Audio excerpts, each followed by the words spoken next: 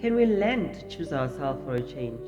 Uzikhethe nje wena njengomuntu and say ukuthi hey yazi ngibekezelile kwanele. And you shouldn't have to feel bad about it, because at the end of the day, only you know the pain of what you're going through. You can come to me, I'll advise you and give you advice, and yet you don't know what my intentions are when it comes to telling you to either begazela or uphume in the situation. But you as an individual need to be able to draw the line and saying, you know what, it's been 5 years, it's been 10 years, it doesn't matter how long it has been, but the time that you decide to take a stand and make things change and make that change for yourself, that is when you're actually saying, I choose me. It's okay to choose yourself.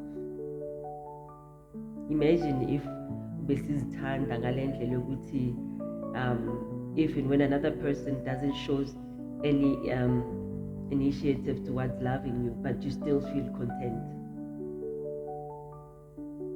Why should we force ourselves in situations bese siyibiza ngokubekezela?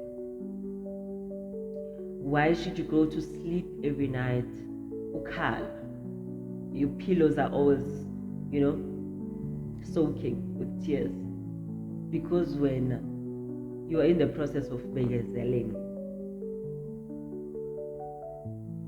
zibhlungu izinto esibhekana nazo, yes, I know, and it's not easy to up and change the situation yakho just like that and say it's time to move on, it's time to change. But uke wazama nje, uzame nje ukuthi yazi ake ngenze this change, and just maybe the situation olokuyibekezelela izoba nomehluko, and you don't have to bekezela anymore, and the other person will actually see ukuthi yazini ngimhlukumezile kwanele, ngimtreate kabi emsebenzini sekwanele.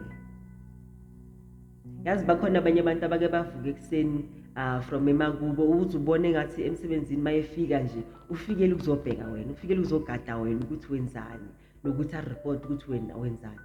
Umbekezelela kuze kube yini lo muntu loyo, yet you see their flaws and you choose to keep quiet because you're the bigger person, but yet they continue to press on and press on and press.